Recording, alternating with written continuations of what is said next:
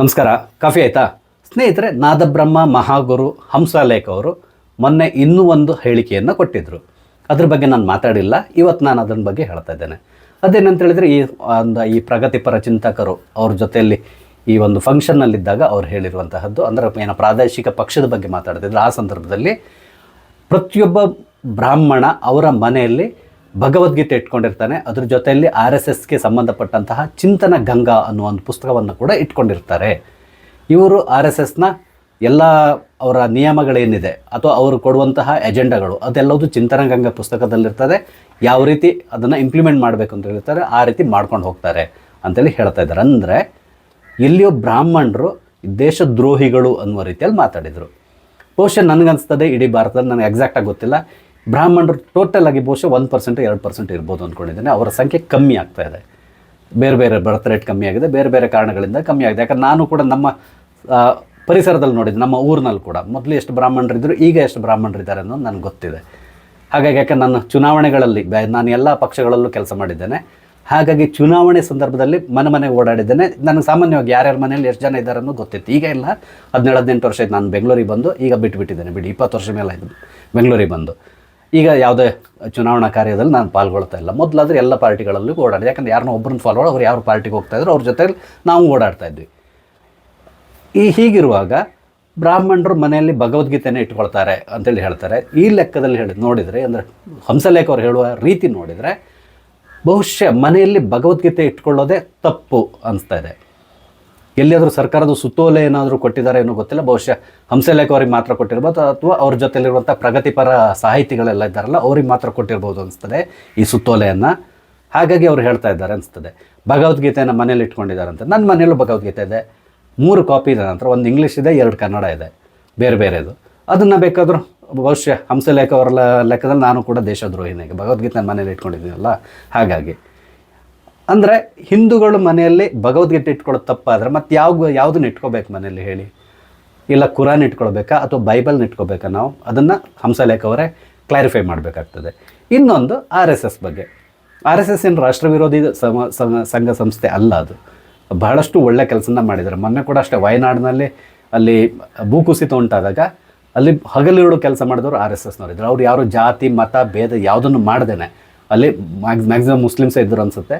ಅಂಥದ್ರಲ್ಲಿ ಕೂಡ ಅವರು ಯಾರ ಮುಖವನ್ನು ನೋಡದೆ ಕೇವಲ ಮಾನವೀಯತೆ ನೆಲೆಯಿಂದ ಕೆಲಸ ಮಾಡಿದ್ದಾರೆ. ಎಲ್ಲ ಕಡೆಯೂ ಅದೇ ಥರ ಮಾಡ್ತಾರೆ.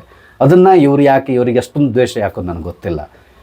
ಓಕೆ, ಯಾವುದೊಂದು ಪಾರ್ಟಿಯನ್ನು ಓಲೈಸಬೇಕು ಅಂತಕೊಂಡು ಸುಮ್ಮನೆ ಎಲ್ಲದನ್ನು ವಿರೋಧ ಮಾಡೋದು, ಅದಕ್ಕೇನೋ ಒಂದು ಕಾರಣ ಬೇಕು. ಯಾವುದೇ ರೀತಿಯ ಕಾರಣ ಇಲ್ಲ. RSS ನನಗೆ ಗೊತ್ತಿದ್ದಾಗೆ ಯಾವುದೇ ರೀತಿಯ ಬಾಂಬ್ ನೆಟ್ಟಿಲ್ಲ, ಬ್ಲಾಸ್ಟ್ ಮಾಡಿಲ್ಲ, ಏನು ಮಾಡಿಲ್ಲ. ಇವರು ಯಾಕೆ ಆ ಥರ ತಿಳ್ಕೊತಾರೋ ಅನ್ನೋದು ನನಗೂ ಗೊತ್ತಿಲ್ಲ. ಇನ್ನೊಂದು, ಇವರು ಹೇಳ್ತಾ ಇದ್ದಾರೆ, ಅಂದರೆ ಏನು ಹೇಳ್ತಾ ಇದ್ದಾರೆ ಅಂದರೆ, ಇವರು RSS ಮತ್ತು ಬ್ರಾಹ್ಮಣರು ಸೇರ್ಕೊಂಡು ದೇಶನ ಹಾಳು ಮಾಡ್ತಾ ಇದ್ದಾರೆ ಅಂತ ಹೇಳ್ತಾರೆ. ಓಕೆ, ಮೋದಿ RSSನವ್ರು ಇರ್ಬೋದು. RSSನಲ್ಲಿ ಬರೀ ಬ್ರಾಹ್ಮಣರಿದ್ದಾರಾ? ಖಂಡಿತ ಅಲ್ಲ, ಪ್ರತಿಯೊಬ್ಬ ಜಾತಿಯವನು ಇದ್ದಾನೆ, ಮುಸ್ಲಿಮ್ಸ್ ಕೂಡ ಇದ್ದಾರೆ. ಯಾಕಂತೇಳಿ ಹೇಳಿದರೆ ಅದು ಅವ್ರು ವರ್ಕ್ ಮಾಡುವಂಥ ರೀತಿ ಬೇರೆ ಥರ ಇರ್ತದೆ. ಈಗ ಮೋದಿ ಕೂಡ RSSನವ್ರೆ. ಮೋದಿ ಬ್ರಾಹ್ಮಣರ ಅಲ್ಲ. ಅಡ್ವಾಣಿ ಬ್ರಾಹ್ಮಣ ಇರ್ಬೋದು, ಮೋದಿ ಅಲ್ಲ. ಅದೇ ರೀತಿಯಲ್ಲಿ ಬೇರೆ ಬೇರೆ ಜನ ಇದ್ದಾರೆ. ಎಲ್ಲರೂ ಬ್ರಾಹ್ಮಣರು ಇರ್ತಾರೆ ಅಂತ ತಿಳ್ಕೊಳ್ಳಿಕ್ಕೆ ಏನಿಲ್ಲ. ಯಾಕಂದ್ರೆ ನಾನು RSSಗೆ ಹೋಗಿದೆ, ಬಟ್ ನಾನು ಹೋಗ್ತಾ ರೀಸನ್ ಬೇರೆ. ನಾನು ಕಬಡ್ಡಿ ಆಡ್ಲಿಕ್ಕಾಗಿ ಹೋಗ್ತಾ ಇದ್ದೆ. ಈಗ ಅಲ್ಲ, ಚಿಕ್ಕವನಿರೋ ಹೋಗ್ತಾ ಇದ್ದೆ. ಆಟ ಆಡ್ಲಿಕ್ಕಾಗಿ ನಾವು ಹೋಗ್ತಾ ಇದ್ವಿ. ನನಗೂ ಖುಷಿ ಆಗ್ತಾಯಿತ್ತು, ಅವರ ಆ್ಯಕ್ಟಿವಿಟೀಸ್ ಎಲ್ಲ ಖುಷಿ ಆಗ್ತಾಯಿತ್ತು. ನಾನು ಚೆನ್ನಾಗಿ ಆಟ ಆಡಿಸ್ತಾಯಿದ್ರು, ಎಲ್ಲ ಮಾಡಿಸ್ತಾಯಿದ್ರು. ಅದಾದಮೇಲೆ ಓಕೆ, ಈ RSS ಜೊತೆ ಏನು ಕನೆಕ್ಷನ್ ಇಲ್ಲ ಬಿಡಿ, ಅದು ಬೇರೆ. ನಂತರ ಇನ್ನೊಂದು ಏನಂತ ಹೇಳಿದರೆ, ಇವ್ರು ಹೇಳೋ ಲೆಕ್ಕದಲ್ಲಿ ಬ್ರಾಹ್ಮಣರು ಯಾವುದೇ ರೀತಿಯ ಕರ್ನಾಟಕಕ್ಕೆ ಯಾವುದೇ ರೀತಿಯ ಕೊಡುಗೆ ಕೊಟ್ಟಿಲ್ವಾ? ತುಂಬ ಕೊಡುಗೆಯನ್ನು ಕೊಟ್ಟಿದ್ದಾರೆ. ಇವರಿಗೆ ಸಾಹಿತಿ ಅನ್ಸ್ಕೊಂಡಿದ್ದಾರಲ್ಲ, ಅವ್ರ ಜೊತೆಲೂ ಸಾಹಿತಿಗಳು ಇದ್ದಿದ್ರಲ್ಲ. ಹಾಗಾದರೆ ಕರ್ನಾಟಕದಲ್ಲಿ ಇಲ್ಲಿವರೆಗೆ ಜ್ಞಾನಪೀಠ ಪ್ರಶಸ್ತಿಗಳು ತುಂಬ ಬಂದಿದೆ. ಅದರಲ್ಲಿ ಒಬ್ಬ ಬ್ರಾಹ್ಮಣರಿಗೆ ಜ್ಞಾನಪೀಠ ಪ್ರಶಸ್ತಿ ಬಂದಿಲ್ವಾ? ಇವರು ಚೆಕ್ ಮಾಡಲಿ ಹಾಗಾದರೆ. ಯಾಕಂದ್ರೆ ನನಗೆ ಗೊತ್ತಿದ್ದ ಹಾಗೆ, ನನ್ನ ತಪ್ಪಾದರೆ ತಪ್ಪಂತೇಳಿ ಹೇಳ್ಕೊಳ್ಳಿ, ಗಿರೀಶ್ ಕಾರ್ನಾಡ್ ಅವ್ರು ಬಹುದೊಡ್ಡ ಎಡಪಂಥೀಯ, ಅವ್ರಿಗೆ ಕೂಡ ಜ್ಞಾನಪೀಠ ಪ್ರಶಸ್ತಿ ಬಂದಿದೆ. ಅವನು ಕೂಡ ಬ್ರಾಹ್ಮೀನು. ಅದ್ರಲ್ಲಿ ಶಿವರಾಮ್ ಕಾರಂತ್ರಿ ಬಂದಿದೆ, ಅವರು ಬ್ರಾಹ್ಮಣರು, ನಮ್ಮ ಊರಿನವರೇ. ಅದಾದಮೇಲೆ ಇನ್ನೊಬ್ಬರು ದ.ರಾ. ಬೇಂದ್ರೆ, ಮಾಸ್ತಿ ವೆಂಕಟೇಶ ಅಯ್ಯಂಗಾರ್, ವಿ.ಕೃ. ಗೋಕಾಕ್, ಈ ಥರ UR ಅನಂತಮೂರ್ತಿ, ಬಹುದೊಡ್ಡ ಬ್ರಾಹ್ಮಣ ವಿರೋಧಿ ಅವರು. ಅವ್ರಿಗೆ ಕೂಡ ಜ್ಞಾನಪೀಠ ಪ್ರಶಸ್ತಿ ಬಂದಿದೆ. ಓಕೆ, ಅವರು ಭಾಳಷ್ಟು ವಿರೋಧಿಸ್ತಾ ಇದ್ರು ಈ ಎಲ್ಲ ಕಟ್ಟುಕಟ್ಟಳೆಗಳನ್ನೆಲ್ಲವನ್ನು, ದೇವರು ದಿಂಡ್ರು ಎಲ್ಲದನ್ನು. ಆದರೂ ಕೂಡ ಅವರು ಸಾಯೋಕ್ಕಿಂತ ಮೊದಲು ಬರೆದಿಟ್ಟಿದ್ರಂತೆ, ನಾನು ಸತ್ತಾಗ ಈ ಥರ ವಿಧಿವಿಧಾನಗಳನ್ನು, ಬ್ರಾಹ್ಮಣ ಇದರಲ್ಲಿ ವಿಧಿವಿಧಾನಗಳನ್ನು ಉಪಯೋಗಿಸಿ ನನ್ನನ್ನು ಮಣ್ಣು ಮಾಡಬೇಕು ಅಂತಕೊಂಡು ಬರೆದಿಟ್ಟಿದ್ರಂತೆ. ಅಂದರೆ ಅಲ್ಲಿವರೆಗೆ ಅಂದರೆ ಹೊರಗಡೆ ಒಂದು ಒಳಗಡೆ ಒಂದು ಮುಖ ಇಟ್ಕೊಂಡಿದ್ರು ಅವರು, ಅದು ಬೇರೆ. ಒಟ್ಟಾರೆ ಈಗ ಇವು ಹಂಸಲೇಖ ಅವ್ರಿಗೆ ಬ್ರಾಹ್ಮಣರ ಬಗ್ಗೆ ಅಷ್ಟೊಂದು ಬೇಸರ ಯಾಕೋ, ಅಷ್ಟೊಂದು ಅವ್ರನ್ನ ವಿರೋಧ ಮಾಡೋದು ಯಾಕೋ ಗೊತ್ತಿಲ್ಲ. ಇನ್ನೊಂದು ಓಕೆ ಇರ್ಬೋದು, ದೊಡ್ಡ ದೊಡ್ಡ ಪೋಸ್ಟ್ನಲ್ಲಿ ಬ್ರಾಹ್ಮಣರು ಇದ್ದಾರೆ ಅಂತೇಳಿ ಹೇಳ್ತಾರೆ, IAS IPS ಈ ಥರದಲ್ಲಿ ಇದ್ದಾರೆ ಅಂತೇಳಿ ಅವ್ರು ಹೇಳ್ತಾರೆ. ಇರ್ಬೋದು, ಅವ್ರ ಸ್ವಂತ ಅವರು ಕಷ್ಟಪಟ್ಟು ಮೇಲ್ಗಡೆ ಬಂದಿರ್ತಾರೆ. ಯಾಕಂತ ಹೇಳಿದರೆ ಬ್ರಾಹ್ಮಣರಿಗೆ ನಿಮಗೆ ಗೊತ್ತು ಯಾವುದೇ ರೀತಿಯ ರಿಸರ್ವೇಷನ್ ಇಲ್ಲ, ಎಜುಕೇಷನಲ್ಲಿ ರಿಸರ್ವೇಷನ್ ಸಿಗೋಲ್ಲ, ಅದೇ ರೀತಿಯಲ್ಲಿ ಅವರಿಗೆ ಜಾಬಿಗೆ ಹೋದಾಗ ರಿಸರ್ವೇಷನ್ ಸಿಗೋಲ್ಲ, ಎಲ್ಲಿಯೂ ಕೂಡ ಒಂದು ಪೈಸಾ ಅವರಿಗೆ ಸ್ಕಾಲರ್ಶಿಪ್ ಕೂಡ ಸಿಗೋಲ್ಲ. ಅಂಥದ್ರಲ್ಲಿ ಕಷ್ಟಪಟ್ಟು ಅವ್ರು ಮೇಲ್ಗಡೆ ಬಂದಿರ್ತಾರೆ. ಸ್ಕಾಲರ್ಶಿಪ್ ಸಿಕ್ಕಿರ್ಬೋದು, ಅವರ ಸಂಘ ಸಂಸ್ಥೆಯಿಂದ ಸಿಕ್ಕಿರ್ತಕ್ಕಂಥ, ಸರ್ಕಾರದಿಂದಂತೂ ಸಿಕ್ಕಿರೋಲ್ಲ. ಅವರು ಕಷ್ಟಪಟ್ಟು ಮೇಲೆ ಬಂದು ಅವರು ಒಂದು ಪೋಸ್ಟಿಗೆ ಹೋದರೆ ಅದಕ್ಕೆ ಇವ್ರಿಗೆ ಯಾಕೆ ಹೊಟ್ಟೆಗಿಚ್ಚು ನನಗೆ ಅರ್ಥ ಆಗೋಲ್ಲ. ಅಥವಾ ಈಗ ಇನ್ನೊಂದು, ಇವರಿಷ್ಟು ಬ್ರಾಹ್ಮಣ ವಿರೋಧಿ ಅಲ್ಲ ಹಂಸಲೇಖ, ಈತನು ಸಂಗೀತ ಎಲ್ಲ ಬರೀತಾರೆ ಅಥವಾ ಸಂಗೀತ ನಿರ್ದೇಶನ ಮಾಡ್ತಾರೆ, ಎಲ್ಲೋದು ಮಾಡ್ತಾರಲ್ಲ, ಇವರು ಎಲ್ಲಿಯಾದರೂ ಹೇಳಿದ್ದಾರೆ ನನ್ನ ಸಂಗೀತವನ್ನು ಬ್ರಾಹ್ಮಣರು ಕೇಳೋಕೋಬಾರ್ದು, ಕಿವಿ ಮುಚ್ಕೊಳ್ಳಿ ಅಂತ ಹೇಳಿದ್ದಾರೆ. ಇವರ ಸಂಗೀತವನ್ನು ಎಲ್ಲರೂ ಕೇಳ್ತಾರೆ, ಬ್ರಾಹ್ಮಣರು ಕೇಳಿದ್ರೆ ಪ್ರತಿಯೊಬ್ಬರು ಕೇಳ್ತಾರೆ. ಇವ್ರಿಗೆ ಯಾಕೆ ಅಷ್ಟೊಂದು ವಿರೋಧ? ಅಥವಾ RSSನವರು ಕೇಳ್ತಾರೆ ಇವರ ಸಂಗೀತವನ್ನು, ಇವ್ರು ಯಾಕೆ ಅಷ್ಟೊಂದು ವಿರೋಧ ಮಾಡಬೇಕು? ಏನೋ ಒಂದು ಹೇಳ್ತಾರೆ ಅಂದರೆ ಪೂರ್ವಾಗ್ರಹ ಪೀಡಿತರು ಅಂತ ಹೇಳ್ಕೊಂಡು ಹೇಳ್ತಾರಲ್ಲ, ಆ ರೀತಿ ಯಾರನ್ನೋ ಓಲೈಸ್ಲಿಕ್ಕಾಗಿ ಯಾರಿಗೋ ಬೈಯೋದು, ಸರ್ಕಾರದಿಂದ ಏನಾದರೂ ನನಗೇನೋ ಬಿಡಿ ಕಾಸು ಸಿಗ್ಬೋದು ಅನ್ನೋ ಒಂದು ಇಂಟೆನ್ಷನ್ ಇಟ್ಕೊಂಡು ಯಾರನ್ನೋ ವಿರೋಧಿಸೋದು, ಅಷ್ಟು ಬಿಟ್ಟರೆ ಬೇರೆ ಇನ್ನೇನು ಇಲ್ಲ. ಇವ್ರ ಬಂಡವಾಳ ಬೇರೆ ಏನೂ ಇಲ್ಲ. ಸುಮ್ಮನೆ RSSನಂತೆ ಹಾಗಂತೆ ಹೀಗಂತೆ ಭಗವದ್ಗೀತೆ ಇಟ್ಕೊತಾರೆ, ಚಿಂತನಗಂಗಾ ಪುಸ್ತಕ ಇಟ್ಕೊತಾರೆ ಅಂತೇಳಿ ಹೇಳ್ತೀವಿ. ಏನಾದ್ರು ಬ್ಯಾನ್ ಆಗಿರೋ ಪುಸ್ತಕ ಇಟ್ಕೊಂಡಿದ್ರೆ ಇವ್ರು ಹೇಳ್ಬೋದು ಇಂಥ ಪುಸ್ತಕ ಬ್ಯಾನ್ ಆಗಿದೆ, ಅದನ್ನು ಇಟ್ಕೋಬಾರ್ದು ಅಂತೇಳಿ. ಇನ್ನೊಂದು ಏನಂತ ಹೇಳಿದರೆ, ಹಾಗಾದರೆ ಹಂಸಲೇಖ ಅವರು ಎಷ್ಟು ಜನ ಬ್ರಾಹ್ಮಣರ ಮನೆಗೆ ಹೋಗಿ ಅವ್ರ ಮನೆಯಲ್ಲಿ ಯಾವುದೆಲ್ಲ ಪುಸ್ತಕ ಇದೆ ಅಂತ ಹೇಳ್ಕೊಂಡು ನೋಡ್ಕೊಂಡು ಬಂದಿದ್ದಾರೆ? ಒಂದು 10-15 ಜನರ ಹೆಸರು ಹೇಳಿ. ಹಾಗಾದರೆ ಅದಾದರೂ ಮಾಡಲಿ ಅವರು. ಅದನ್ನು ಕೂಡ ಮಾಡಲ್ಲ, ಕೇವಲ ಹೇಳಿಕೆಗಳನ್ನು ಕೊಡೋದು, ಚಪ್ಪಾಳೆಗೆ ಇಟ್ಟಿಸ್ಕೊಳ್ಳೋದು. ಒಂದಿಷ್ಟು ಜನ ಇದ್ದಾರೆ, ಅವ್ರು ಸಂಸ್ಕೃತ ಅಂದರೆ ಆಗಲ್ಲ ಅವರಿಗೆ. ಸಂಸ್ಕೃತ ಹೇಳ್ತಾರೆ, ಸಂಸ್ಕೃತವನ್ನು ಬೇರೆ ದೇಶದವರು ಅಧ್ಯಯನ ಮಾಡ್ತಾ ಇದ್ದಾರೆ. ಆದರೆ ನಮ್ಮಲ್ಲೇ ಕೆಲವರಿದ್ದಾರೆ ಸಂಸ್ಕೃತನ ಯಾವುದೇ ಕಾರಣಕ್ಕೆ ಸಂಸ್ಕೃತನ ಬೆಳೀಲಿಕ್ಕೆ ಬಿಡಬಾರ್ದು ಅಂತೇಳಿ ಹೇಳ್ತಾರೆ. ಸಂಸ್ಕೃತ ಎಲ್ಲ ಭಾಷೆಗೂ ಮೂಲ ಅಂತೇಳಿ ಹೇಳ್ತಾರೆ.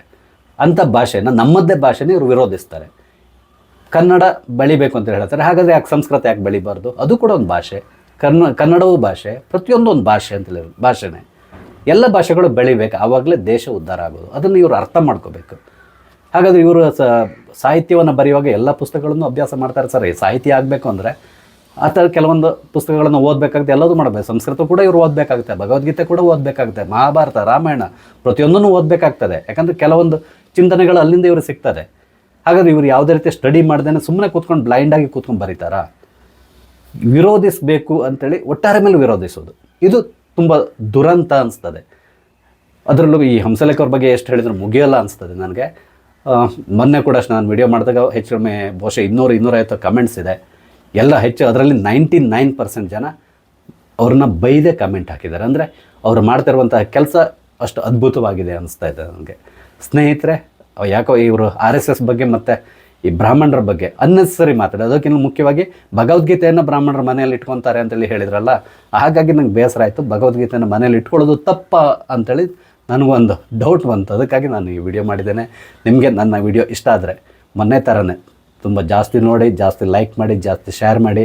ಅದೇ ರೀತಿಯಲ್ಲಿ ನಾನು ಹೇಳಿದ್ದು ತಪ್ಪ ಸರಿನಾ ಅಂತ ತಿಳ್ಕೊಂಡು ದಯವಿಟ್ಟು ಕಮೆಂಟ್ ಮುಖಾಂತರ ತಿಳಿಸಿ. ಹಾಗೆ ನನ್ನ ಈ ಚಾನಲ್ ಸಬ್ಸ್ಕ್ರೈಬ್ ಮಾಡಿ, ನನಗೆ ಸಪೋರ್ಟ್ ಮಾಡಿ. Thank you. ಜೈ ಹಿಂದ್.